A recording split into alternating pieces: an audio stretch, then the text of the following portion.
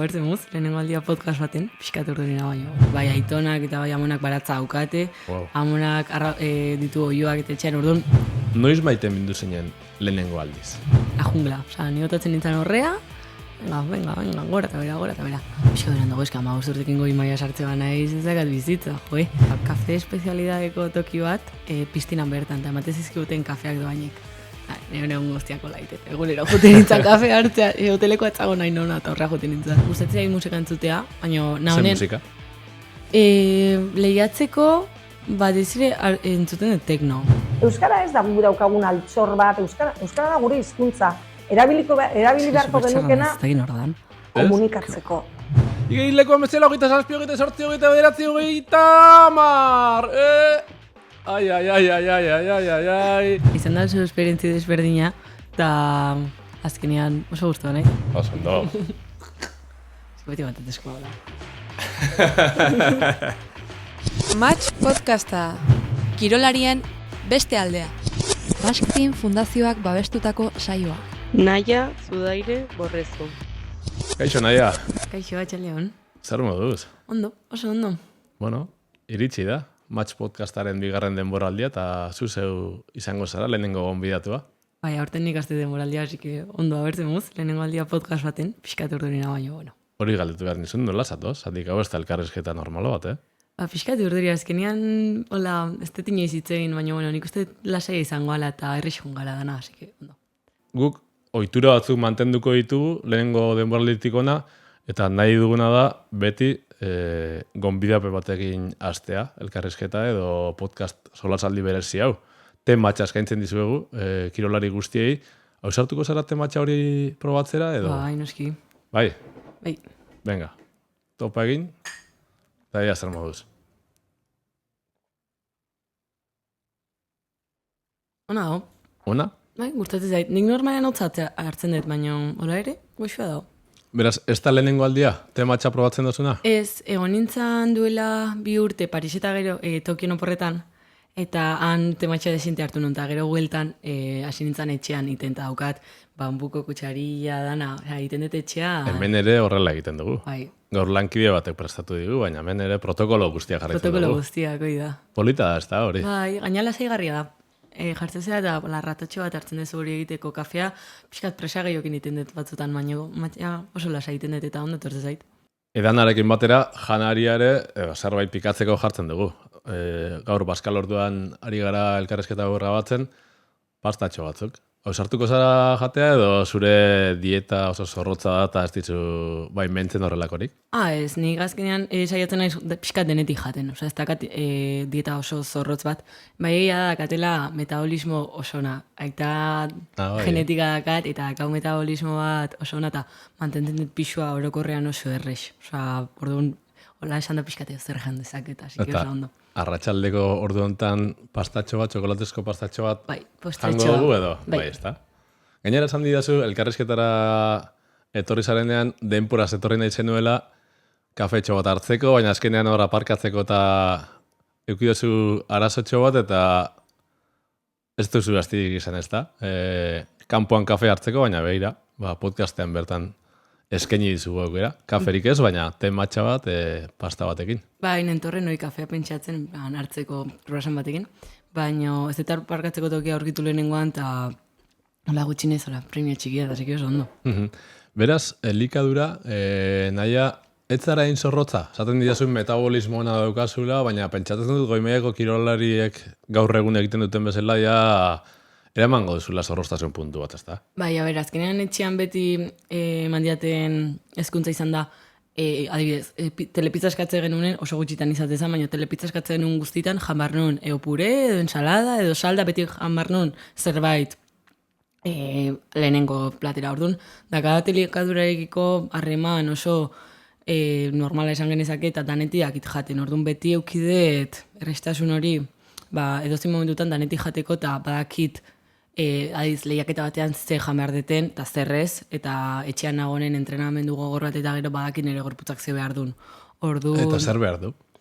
Adibidez, entrenatetik etortzen naizenen goizeko sesioa, ez baditut pesak euki, iristen naiz etxera nahiko goiz, amarterdik aldea, amaikak, orduan berriz saltzen dut, pia gustatzen zait. Da, entrenamendu eta gero gehien gustatzen zaitena. Ta askotan izaten da arraultza, bai egosia edo tortillan, desente jaten detola. Ta egun horietan eraita jun bada arategira, jamon jorka eta olare bai jaten dut. Beti hidrato, proteina eta fibra ere garrantzi asko ematen dut. Ikasi duzu, zure kirol ibilbidean hobeto jaten zure kirol disiplinako errendimentua igotzeko, profesional baten laguntzarik izan duzu, edo nahiak etxetik dakar ohitura osasungarria eta gutxi gora bera uste duzu ondo egiten duzuela? Eukinun, bai ebia etxetik handakatela oso eredu osasungarria, bai aitonak eta bai amonak baratza aukate, amonak ditu oioak eta etxean, orduan beti eukidet gertutasunari eta kilometro zeroko janari asko. Baina duela 2 urte bai egon nintzala, duela 2 urte, egon nintzen urte bete nutrizionista batekin, pixkat, batez ere behar nulako jakin, noiz hartu behar nuen proteina batidoa, zertzan hobeto hartzea, entrenamendu gogor bat, baina lehen. Baina pixkat zian gehiago behar nituen pautak eta pausoak dieta zorrot bat, baina orduan urte hortan piat ikasi nun behakin, erakutsi zian ze momentutan nire gorputzak zebertun, eta eredu hori hartuta jarraitu nik nire kriterioakin. Eta zer ikasi zenuen, nola? Orokorrean titular baten edo esaldi motz baten laburbiltzeko nutrizionistak zer erakutsi zizuen? Batez ere, entrenamendu saio bat eta gero gozea ez pasatzea. Igual pixka logikoa da, baina bai egia da, askotan atatze gala uretatik eta azte zaigula, gimnasioa jumbargalako, azte zaigula zerbait jatea tarte hortan. Gimnasio eta gero jango dut, ez. Gimnasioa baino lehen, igual 2 datil, platano bat, edo hidrato batzuk barrita bat, baina zerbait gorputzari sartzea, eta hoi ikasi nun batez ere garrantzi hori, gozea ez pasatzea.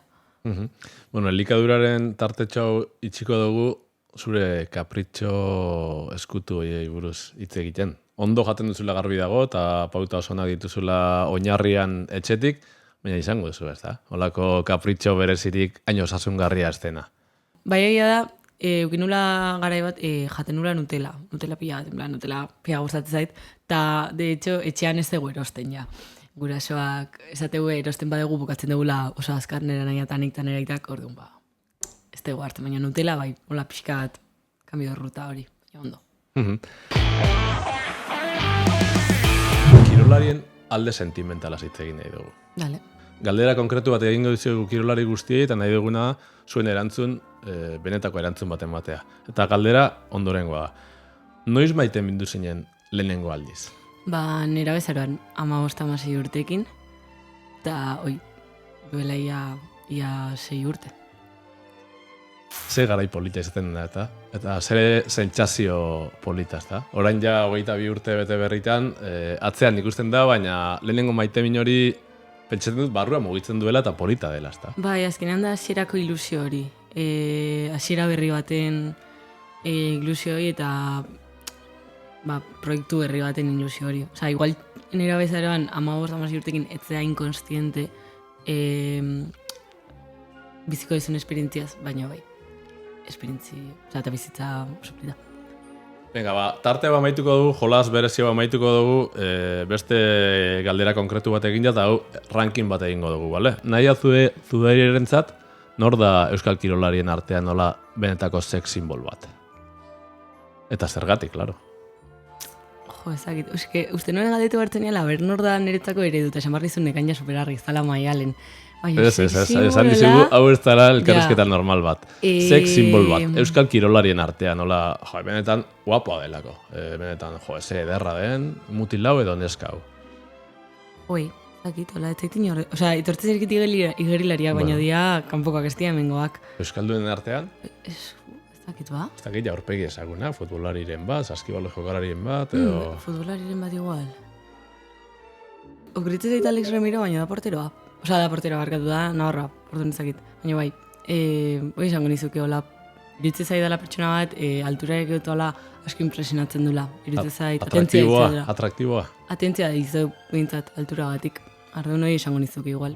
Aurrera jarraitzen dugu elkarrezketarekin, eta pixkat ja zure bilbidean sartuko gara gehiago, eta zure pertsonan bai, lehenengo jolasa bukatutan. Nor da Naia Zudaire Borrezo? Naia da 22 urteko igerilari paralimpikoa. Egon naiz bi joku paralimpikotan, Parisen eta Tokion. eta orain nahi naiz nire 3. jokoak prestatzen. Orduan nola, hoi kirol arloan. Bizi nahi zubietan, dakat txakur bat, ditzala Ilun, eta gustatzen zait bastante lagunekin, gustatzen zait biat lagunekin denbora pasatzea, eguzkia hartzea, eta ondartza jotea. Ze polita eman duzun erantzuna, zatik igerilari figuraz arao joan zara. Bai. Ez zara bakarrik igerilaria, ezta? Ez, nik pentsatzen dut, eta sentitzen dut igeriketa dela nik iten detena. Ez da, ni naizena, bai egia da, oantxe bertan, nire lana dela, eta nire bizi estiloa dela, eta nire egunerokotasuneko denbora, nire egunerokotasuna da, eta gaina denbora asko ematen diot igeriketari, baina ez zait iruditzen bakarrik naizenik, orduan, ez zait gustatzen ez da tituloa, da naizena ere, baina gauza gehiago naiz ere horrez gain. Konta idazu pixka bat nolakoa izan zen zure haurtzaroa. Gaur egun 22 urte bete berria, pertsona helduagoa zara, baina ze oroitzapen daukazu zure haurtzaroa? Oraintxe komentatuko dugu, ez dakit erresa edo konplexua izan zen, baina 15 hilerekin horre egozen egoera inflexio puntu bat zure bizitzan. Bai. Ze oroitzapen daukazu zure haurtzaroaz? Oso hona egia esan, nire gurasak altzuten guztien zuten, nik alik eta haurtzaro lasai eta polit bat eukitzeko. Orduan ez dakat oroitzapen txarrik, bai egia da, zuk esan dezuna 15 batekin gertatzuan eukin nire bakuntza bat, bihotzan, ahortan, eta hortikan etorri zan nire lesio medularra eukin nulako falta irrigazioan hemen bizkarrean. Baina, nire gura, azkenean 15 batekin itun, enaiz zertaz gogatzen, nik hola esan da nire burua modu hontan ezagutzen dut, hau da nire egoera, ez da beste egoera bat, eta jazta. Baina nire egoerasak alik eta naturaltasun handian egin, eta lasaitasun handian egin eman dute, eta nik uste oso lan nahi dutela. Ez agat inolako, ez dago inolako egoerarik nun honek markatu ahal izan didan. Ez dut sentitzen horrela. Zoriontsu izan zara, zure... Bai, eta ondo. Azkenean, adibidez nire lagunak, nire gurasoak lortu dutena da nik eukitzea mentalidad, nire lagunak ez dian konstiente nire goera fisikoa eta zestario. Ez da, aztuiten naizela konstiente naiz, baina azkenean, horrekin aurrea, ondo, bai. Nola iristen da, igerik eta zure bizitzera? Hasi nintzen aspazien lehenengo, orduan hor azkenean pixkat mugikortasun hori berriz ere irabazten jo nintzen, eta hasi nintzen aspazien errehabilitazio moduan. Eta gero ja 2012an gomendatu ziaten lasarten zegoen kluba, zala buruntzaldea ikate, bertara jutea eta probatzea. Eta horra hasi nintzen igeriten, elbarritasuna etzukaten pertsonekin, orduan la jungla. Nigotatzen nintzen horrea, eta aguantatzen nun entrenatzaileak esatezian guztia. Venga, gora eta bera. Eta hola hasi nintzen. Bi olimpiar jokotan egon zara, lehenengoan oraindik adinez gaztea zinela, 17 urterekin ez da, beraz bali manago Tokion. Bai, Tokion bai, 17 nituen batxi bat, bai egia da izan zala urtebete berandugo pandemiagatik, baina bai nituen 17. 21 batean, baina 20ko olimpiadak ziren. Oraindik 18 urte bete gabe. Bete gabe, bai, ezin nintzen bilatik atera. Ez ziaten utzi, nintzen, Tokion egon nintzen, eta enun Toki ikusi. Baina bai, igeriketan nahiko normala da, ez da gauza garraroa 17 urterekin joku batzutara jutea da, kirol bat nun edade txikitatik ja asko entrenatzea, Euskadi mailan ez hainbeste, baina estatu mailan 13-14 urtekin umiak entrenatzeuela pila bat, orduan nahiko erreixa da 14-15 urtekin ja despuntatzea, eta gero hortikan ja ezin mantendu ibili, eta markak okertzen, orduan bai egia da igual, kanpotikan ikusita esan dezakezula, 17 urtekin, baina nahiko erritmo normal bat eman nun. Baina ulertzen dut, bizitza estilo horrek zure nera bezaroa pixkat aldatu zuela sozialki. Zatik, zingo zenuen zure lagunek, zure gelakideek, zure kuadriako egiten zuten bizitza bera egin? Bai egia da, entrenatzen nula, baina nula entrenatzen oain entrenatzen detena. Adibidez, Dublinera jo nintzanen eta Londresera jo nintzanen 2018 eta 2019an 14-15 urtekin entrenatzen un saio bat. 2 ordu, igual kanpotikan entzun da asko mateu, baina ez da asko igeriketan, 6 saio 2 ordu eta jazta. Orduan, enun udara euki bai egia da buztuan bukatu nuen, baina, bueno, entrenamendu eta gero ondartzara joten nintzen lagunekin, osea, iten nituen gauzak, bai egia da gero ja hortikan aurrera, Tokio prestatzen ja, hartu behar izan ditula zenbait erabaki, nun lehentasuna eman behar nion, entrenamendu bai, deskantxu bai, eta lako gauzei, baina oso progresiua izan da, osea, goi maian, ez da mazkiten beste urte esan genezak, txapelketetara juten bai, baina konpromesu horrekin, Tokiotik aurrera esango nizuke. Beraz, nazioartean lehiatzen bai, baina goi maia pixkat beranduago iritsi zen zuretzat, Goi maia pixkat beranduago, eska, 15 urtekin goi maia sartze ba nahiz ezakat bizitza, Ez, izan zan batxi bukatuta gero. Ja, hartu barri zen nitunen bizitzara bagiak nun lehentasunak kirola zan. Ordura arte, batxillerratea bar nun ere, baina ja kirola garrantzia asko ematen nio, baina nitun beste lehentasun batzuk. Oain ez hain beste, nire lehentasun nagusia da igeriketa, eta ikasketak ateratzen nijoa, baina ez diat hain beste denbora kentzen. Leno bai. Ade ari zara ikasten ez da? Bai. Zer moduz dara mazu? Ondo, oso ondo.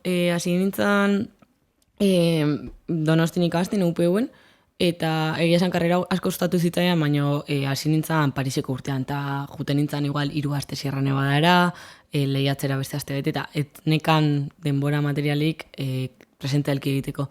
Eta aldatu nintzen lehen urtean onlinera, UCAM unibertsitatean, eta oso ondo. Azkenean laguntzen gaitu zepila bat, eta aparte karreran gustatzen zait, oso errexite zait. Ez errexa dalako, errexa gustuan naholako.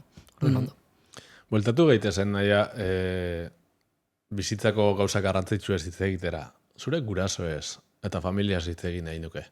Konta idazu pixka bat, zure gertuko inguru hori nolakoa den. Aita, ama, Anaia, bai. Anaia, za? Etxan geha 4, gehi txakurra. Eta... Txakurra ere, bai, claro. Hombre, bost, geha etxan. Beti ondia. Ondia Dublinen jo nintzanetik txapelketa guztitan ondia, beti gradetan zauden, beti animatzen. Eta indute igerik eta zerbait neria. Azkenean, beraiek entrenamendutara emateziaten, emateziaten, klasera emateziaten, bazkariak gartzen ziaten, baina beti izan nire erantzunkizuna, behaiek esatea, entrenamendu dakat ordu hontan, hau inbar degola, behaiek ez dute inoiz, ez diat inoiz igeriketa egitea obligatu, hola esan da, baina beti utzi duten ere esku organizazio guztia. Beti ondian ertzako pres, baina beti indiate ulertarazi nire erantzunkizuna zala. Orduan, egia esan, nik uste oso ondo ditutela.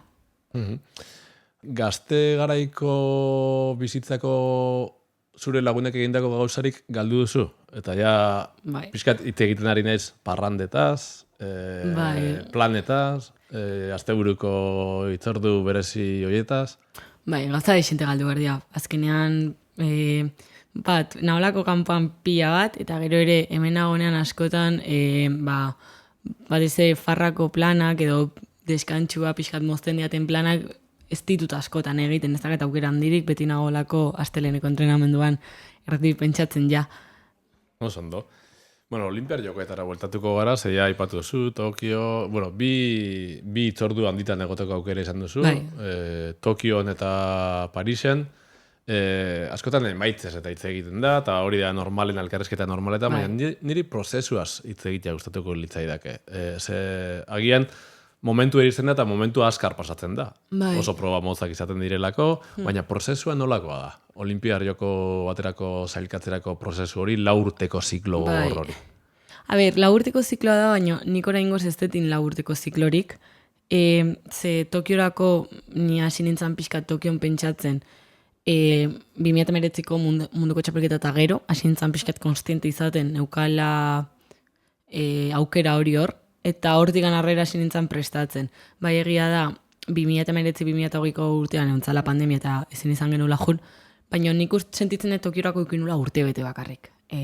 Prozesu hori bizitzeko. Eta oso polita izan zen, justo urtean eukinun aldatu nintzen entrenamendu taldez, entrenatzaiez, eta izan zen urte oso polit bat nun bizinitun estimulo pila bat eukinitun.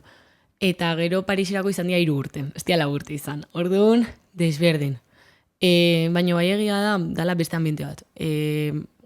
Azkenean, Parisirako ere, ez dakit, entrenatzea jun bar naiz, eta ezin naiz gatu lagunekin, edo ezin naiz ez dakin ora jun, ez berdin du. Parisa izea prestatzen eta Parisa zoaz, eta gero Parisen eukiko dituzu familiar guztia, lagun guztiak, orduan, berdin du. Osea, da beste, prestatzen duzu beste mentalidadeetekin, eta daka beste ambiente bat bezala da. Baina pentsatzen dut, zure kasuan, lehenengoan urte bete izan zela esan duzu, urrengoan 3, baina 3 urtetan zehar gora berak egongo dira, eta beti motibatuta eta beti gorenean egotea ez da erresa izango, ez da? Bai, a ber, ni justu izan zian... Gero erresena da, Olimpiada iritsi, eta gozatzea edo ez gozatzea, prueba ondo edo gaizki egin duzulako. Baina fase luze hortan hainbat gora bera egoten dira. Bai fizikoak, bai mentalak, eta horri eutsi egin behar zaio. Bai, egia da, ni justo Pariserako bidean eukinula 2022an munduko txapelketa eukinun, eta batxibi. Hoi izan zen urte bastante emozionala eta bastante aldapa gora, bai egia gero, hain ondo bukatu nula temporalda, beste rekurdo badakat. Eta gero, Paris baino aurreko urtea oso polita izan zen, oso nahi izan zen, batxi bukatuta gero hartu nuen urte sabatiko bat pixatera bakitzeko zen nahi nuen, eta igeriketan zentratzeko eta izan zen urte oso erresa. Zer, azkenean ordura arte, nagoen dituta klasera jutea 6 ordu, gero ikasi, gero entrenatu, gero ez dakizetan ekan neke bat, ezin nula eguna aurrera eman, eta gero urte hori izan zen oso erresa. Eta Pariserakoa, hori, izan zen, eukinun lesio txiki bat martxoan, orduan pixkat aldapa gorentzitaian, bai egia da, eukinun sorbalda, eta izan zen pixkat gogorra, baina gero izan zen Parisa iritsita dana pasazitzaian. Osa, dana piztina goraino, izan zen superpolita Paris, osa... Bai gustatuko litzaidak zurekin, hitz egiteak goi-mailako kirolaren beste aldeaz. Vale. Ez alde politaz bakarrik. Agian kanpotik beti dana polita ikusten da. Baina goi-mailako kirolari izateak badauka beste alde bat ere. Bai, azkenean, nik pentsatzen dut goi-mailako kirolan ez dagoela osasunik. Asko hitz egiten da, jende asko kisatit. Jo, eze ondo, igerik eta itezu, hori oso nada bizkarrantzat, oso nada ez dakizerrentzat. Osea, ni oain ondo nago, baina ukiditut entrenamendu fase potenteak nun asko zauden entrenaten, eta daude egunak esnatzen zara, eta gazu gorputz gozoa, minduta, goiti bera, eta ez dintzea, osea, zaude, hoi neke inda. Orduan, goi-mailako kirolan ez dago bat, inolako osasunik. Azkenean, gure gorputza ematen deun punturaino, limite hortara, hartzen degun suplementazioa, azkenean, kaleko pertsona batek hartzen bazun, guk hartzen ditugun proteinak, hartzen ditugun vitaminak, konboa da ezin dezula aurrera eman. Orduan, aurpegi hori ez da ikusten, aurpegi hori ez da azaltzen, baina bai egia da, goi-maila dela oso potentea da, oso emozionala, eta da egunerokotasun, oza, nahi asko gustatzen da, eta oso pozik egiten hau egunero piztina joan barri izana, baina bai egia da, pentsatzen dezula pixka bat, kanpotikan, eta burrada bada. Ez, gore exigentzia badago horren atzetik, presio ate egoten da kasu askotan, eta askotan bakarrik alde politak ikusten ditugu, ez da? Bidaiatzen dute munduan zehar, ze polita, baina bidaietan ere ez zarete turismoa egitera joaten. Joaten zarete hotelera eta hoteletik gehirilekura kasu askotan. Bai. A ber, nahi asko gustatzen egiten dena, eta ez dakat inolako kexarik horren ingurun. Baina bai egia da, alde polita, jendeak esate izula. Engozea, eukiko zu gizton osasunan, ez zu inolako minik eukiko, boi ez da egia. Ta gero ere, bidaiatzana, gezurra da, ni honaiz Tokion, honaiz Parisen, honaiz Madeiran honaiz. Lau aldiz, 3 aldiz, eta ez dut Madeira ezagutzen. Azkenean zoaz, piztinatikan hotelera, eta hoteletikan piztinara lanean zaude. Baina, azkenean, jazta, da ona, nire gurasa joten dia ikusten dute, kontatzen gati oso polita dela, eta jazta. Zure alde pertsonalaz eta zure zaletasunez ere hitz egin didezu aurkezpenean, baina irakurri dut elkarrizketaren batean irakurtzea gustoko duzula. Bai. Eta baita kafetegi txuloetara joatea ere, bai, ez da? Hori modan dago, eta guzti gustatzen zaigu postureo pixkat egitea, ez da? Hala, kafetegi polit bat, gozari brunch polit horietako bat egin, Gomendatu dizkidazu, mesedez, adibidez, liburu bat eta kafetegi txulo bat. Liburuak nik pila bat irakurtzet Dolores Redondo. Joan nago bere azken liburuakin. Gustatzen dit, dakatena da, faioa dela gustatzen ditela asko eguzkitan irakurtzea. Orduan, orain arte naiz irakurtzen egon, eta orain eguzkite hula, eta orain guztia irakurtzen. Eta kafetegiak, dago bat donosti noin dela gutxi junintzala gozaltzea, ze karo, nik ditut igandeak libre. Orduan, igandero juten naiz gozaltzea por ahí, en plan, kafetegi batera. Bakarrik, lagunekin, bikotearekin... Bikotearekin, orokorrean bikotearekin, baina lagunekin ere hola noiz baiteko intzitu izan dugu eta ondo eta anaiarekin edo, baina orokorrean bikotearekin. Eta orain dela gutxi junginan grosen rockera, deitzen da rocketokia, eta kafea oso goxoaztean, eta gero ere eskatu nun tostada bat, eta ere oso goxoaztean. Eta hoi gustatzen zait, Singapurren jarri zuten...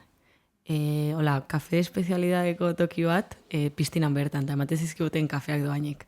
Eta nire guztiako laiten. Egunero juten nintzen kafe hartzea, hoteleko atzago nahi nona, eta horra juten nintzen. Oso zibarita zara olako lekuetan, beti okeratzen duzu edo... A ber, gustatzen zait, kafea goxoa badago, eta toki bat baldin badakit ziur kafe ona emango dutela, nahiago etorrea jun. Baina, marba naiz, ezakit, nago bidaiatzen kotxean, eta gehatzen gatoki batean, eta kafea eskatukoet, naiz... gustatzen zait kafe goxoa, baina ez badago beste aukeri, hartzen dut kafea. Gustatzen zait asko kafearen momentua, xeri, taza hartu, lasai edan, hori ere asko gustatzen zait orduan. Argazkitxo atera, Instagramera igo... Ez pentsa, ez zait asko gustatzen mobilak ni baino lehenago jatea, noiz baita ateratzen ditut argazkiak, baina ez dut asko egotzen jaten detena, ez gustatzen. Zer eman daukazu, sare sozialekin? Piskat, rifirrafe, karo, orain nahi dira piskat kirolariak nik usteet, kirolaria izatez gain, egeala piskat rol bat hartzen, nun gure burua ezagutera emateko, sare sozialak erabiltzitugu. Eta nahi gustatuko litzaiake piskat eskaparate biukitzea, eta nire burua erakustea baino, ez dut oso ondo ematen sare soziala publikoak biukitzena.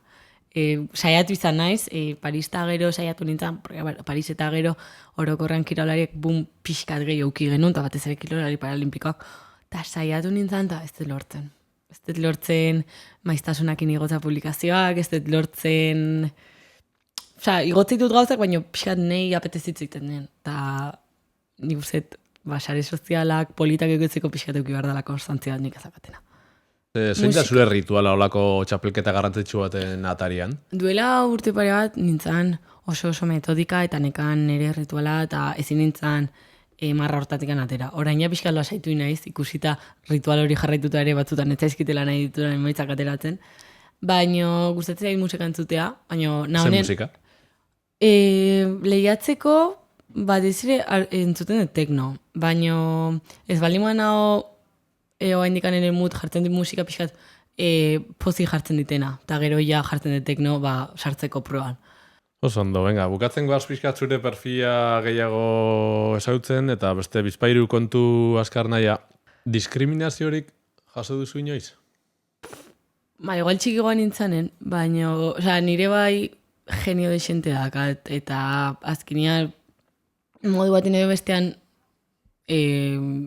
jendeak nirekiko respetua lortzen dut. Ez dut inoiz onartu bestaren nirekiko burlarik edo. Eta gizarte moduan nola ikusten duzu? Euskal Herria adibidez, aniztasun funtzionala, inklusioa gai hauetan. Bagaude mailan edo oraindik asko falta zaigu pixkat ikasteko eta beharrezko maila horretara iristeko? Bai egia da, nik dakaten elbarritasuna ere egunerokotasunean ez dut gurpildun aurkera biltzen adibidez, ez dakat olako limitaziorik eta ez dakize puntaraino konstientena izen, noraino dagon hiri bat egokituta edo ez, nik ere ez dakatelako hainbesteko esan genezake limitaziorik, baino ez dakit. Ni naiz diskriminatua sentitzen, nik ez dakat olako sentsazio txarrik. Baina bai egia da, egoen di jendeak da kalofitura asko begiratzeko.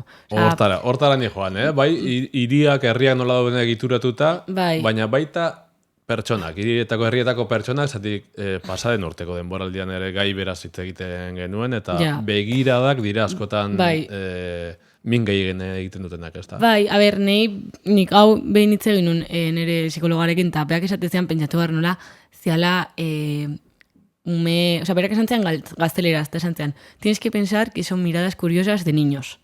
Plan, eta horrela ikusten, bai egia da, kostatzen zaitela gehiago, bakarrik nonean ez? Edo bakarrik nonean nire lagunekin, ez zait kostatzen, baina ni joanean igual beste taldekide batekin, elbarritasuna dakala, karo, hor konstientego naiz, niri behiratzaz gain, haitean, nire taldekideari behiratzen.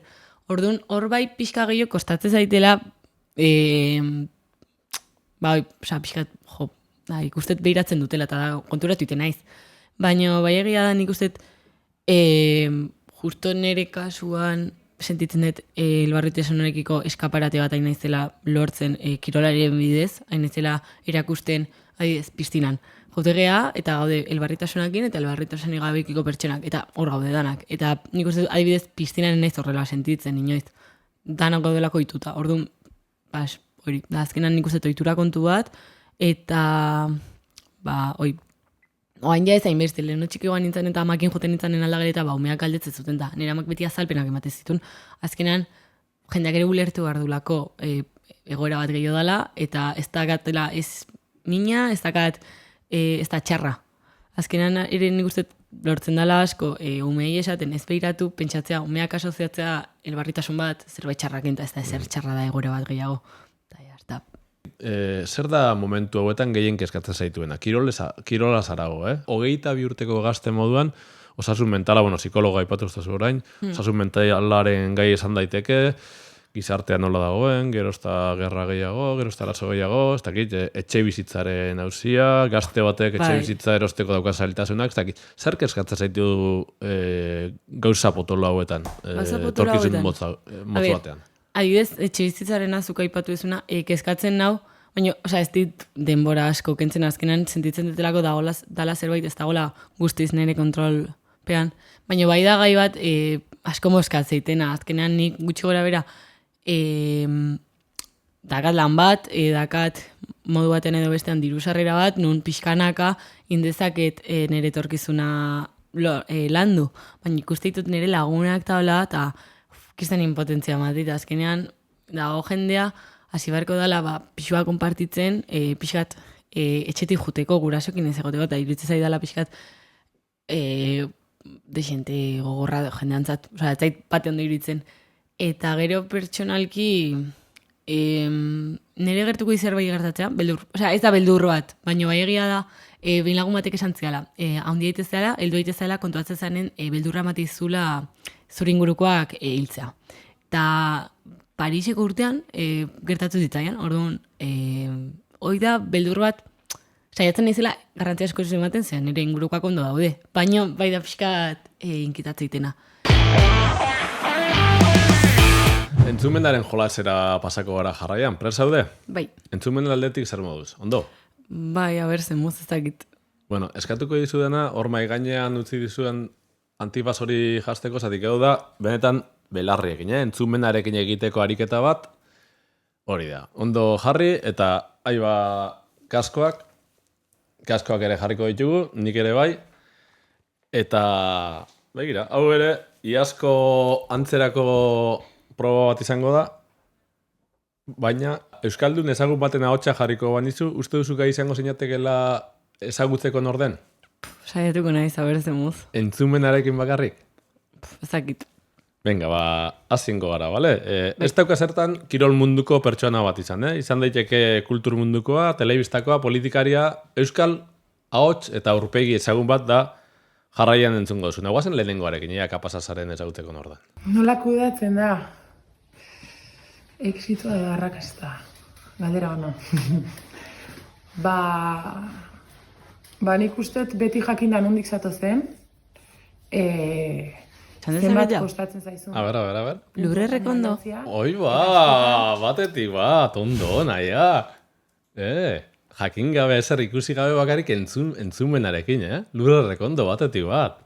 Klabau, Venga, guazen bigarrenarekin.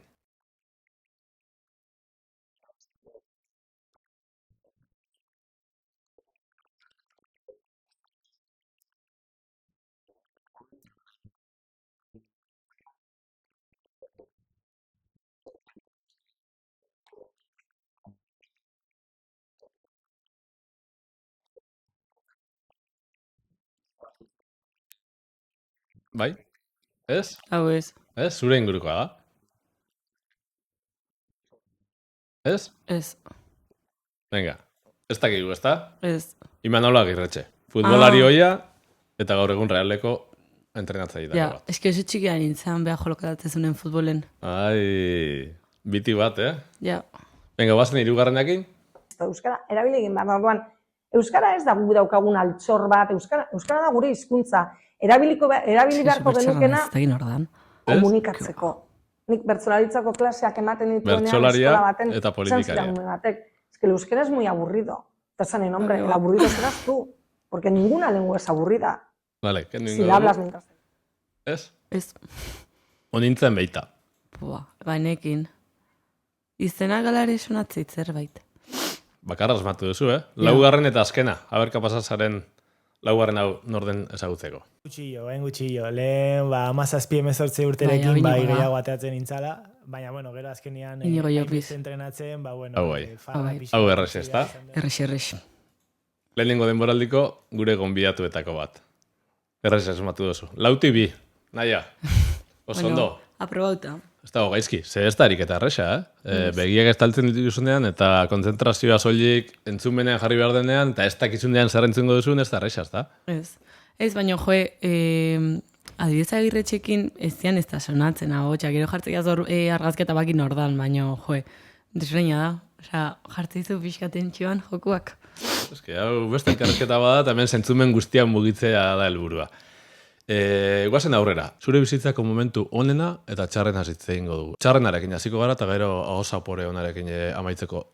Zein izan da Naia Zudairiren bizitzako momenturik txarrena? Nik uste tola txarrena edo hasizala pixkat markatu zula etapa bat, izan zen duela 2 urte ukizun ere osabak iztipu bat. Eta leheno komentatzen zutena, pixkat hori, beldur hori zure gertzuko zerbait gertatzea, hortik gana aurrera pixkat aktibatu zitzaian beldur hori. Eta nik uste izan zela hor pixkat etapa zail bat non konturatu nintzen, ingurukoak ere etziala inmortalak, orduan pixkat hor, izan nik uste horrek markatu itela gehien bat. Eta momentu honena, 22 urte bete berritan, zein da zure bizitzako momentu edo inoiz astuko ez duzun une hori? Asko daude, egia esan sentitzet eukitela, dakatela bizitza oso on bat eta egunerokotasuna pia disfrutatzetela. Baina hola sentsazio gai bat, jo nintzanen, orain dela 2 urte bueltatu nintzen Tokiora, Tokio eta gero, Tokioko jokoak eta gero, bueltatu nintzen oporretara. Eta hola, bueltatu nintzanen bilara, bueltatu nintzanen piztinara, pixkat ziklori itxinunen. Sentitzen un pixkat Parizetik jo nintzala lasai, baina Tokiotik nintzala lasai jun. Orduan, jo nintzanen Tokiora orokorrean 15 egun horiek goratzen dituk izan maitasunakin, baina bilara jo nizana, piztinara jo nizana, iruditzen zait izan zala niretzako lasaitu bat hartzea. Orduan, igual hori. Baina orokorrean asko daude, egia esan, asko, momentu asko dakat maitasuna. Oso ondo, zure bizitzako bi momentu hauek oroituta azkenengo blokera pasako gara, eta errematea emango diogu bigarren denboraldiontako lehenengo elkarrizketari, domina bat ekarri diazu, bakit maitasun handiarekin gordeko duzula domina horietako bat, baina guk aurten gure gonbiatuentzat hementxe kopa berezi pare bat prestatu ditugu, eta horietako bat irabazi nahi? Bale, zin bardet. Venga, guazen matxerronkara. Euskaberrek babestutako tartea. Bueno, Naia, joku honekin amaitzera goaz. Euskaberrek babestutako match erronkaz agurra esango diogu lehenengo elkarrizketa honi. Prest zaude erronka honi aurre egiteko? Bai. 30 segundu emango izkizut, egositako arrautza bat esku batekin hartu eta zuritzeko. Gai ikusten duzu zure burua? Iaz, bate baino gehiagok gainditu zuen erronka. Saiatuko naiz. Bai? Venga, lehenengoarekin hasiko gara. Aurten, irabazleek gure kopa berezioek irabaziko dituzte, beraz. Hartu beldurri gabe egositako arrautza hori, eta ea gaizaren 30 segundutan arrautza hori zuritzeko. Prest, Naia? 3, 2, 1, aurrera! Hasi da, Naia! Arrautza, egositako arrautza zuritzen. Eskuineko eskuarekin hartu arrautza hori, Eta, venga, gora altxatu behar da, eta beldurri gabe, Beldurri gabe, 14, 15, 16 nahi azkarago estela eta iritsiko, Venga, 19, 20, 21, 22, beldurri gabe, esku bakarra, esan dugu 24, 25, venga, azkenan legina. Igei lekuan bezala, 27, 28, 29, 30, Ai. Arrautza hau... Hiru zatitan moztu da. A ver, erakutsi, kamerak ikusi desan. Hori, gaindituzaz emango dugu edo ez? Ez, ezta? Ez. Gaindete hemen destro. Ai, naia. Lehenengo jokua gainditu gabe, Bai. Zaila? Erronka? Ez dakit, honi oso txarra. Bigarrena gainditzeko gogo zegongo zara, ezta? Hemen lehiakorrak zarete kirolariak eta ez zara joango eskutsik. Bueno, hartu bigarren arrautza, naia, hauia arrautza normal bada, eta hemen eskatuko dizuguna da, hauia indarrarik eta da. Lehenengo abilezia izan da, hau zure indarra neurtuko dugu, eta hori da, goitik eta behetik ondo helduta, ea gaizaren, 30 segundutan, arrautzen normal hori hausteko. Vale. Venga, ni hasiko naiz kontaketarekin eta hau igerik eta bezala, azkar eta ondo egin behar da. 3, 2, 1, aurrera! Venga naia, indar hori, goitik eta behetik, atzerakuslea, eta sendoarekin hartu du arrautza, Euskaberreko arrautza gogorra, eta indar aldetik nola gaude naia. Ondo baino. Ondo, gimnasio gutxi, Venga. Iaz lortu zuela. 19, 20, 21, azkenengo alegina, gimnasiora ez gara joaten. Venga, naia, esku behatz aldatu du, 26, 27, 28, naia, amaitu da. Zaila da, Baina zer gertatzen zaizu, Hemen eskalatzaia bakarik izan da gai. Eskalatzaia gaitasun gehiago dakate behatzetan. Gainontzeko kirolariak zer, indarraztu zuen lantzen? Behatzetan ez. Hemen sartuko dugu, bale? Hor sartuko dugu. Gure jokua ez da erraixa, ez da? Ez. Abilezia eta indar jokua, eta ez bata ez bestea ez duzu gainditu. Biletan suspenso. Euskaberrek emandako arrautza kutsatxo zuretzako izango da, eta baita amantale hori ere bai. Zer egingo duzu? Lehen aipatu dira, arrautzak jaten dituzula, eta zalea zara? Arrautzak erabiliko dituzu, opari hona egin dizugu? Bai, pila bat, etxen jateitugu pila bat gaina. Edozen modutan. Egosiak, tortilla, ribuelto, gero baite du tortilla patata astean behin orduan. Erabiliko ditugu fijo. Opari hona da, ez da? Oso ona. Esan diazu hasieran, elkarrizketa ezberdin batera pixkate zeto zela tenso ez, baina gauza ezberdin bat zelakoan nola irtetzen zara? Match podcasteko elkarrizketatik. Egia zean gustora, izan da zu esperientzi desberdina, eta azkenean oso gustora naiz, ondo. Plazer bat izan dela. Gaurkoan zu ezagutu baritzatea eta sorterik honen haupa ditugu zure txapelketa eta kiroli bilbidea. Mi eskirtzu egon bidapenagatik. Oso, ondo. Beti bat etizko gara. Match podcasta. Kirolarien beste alde.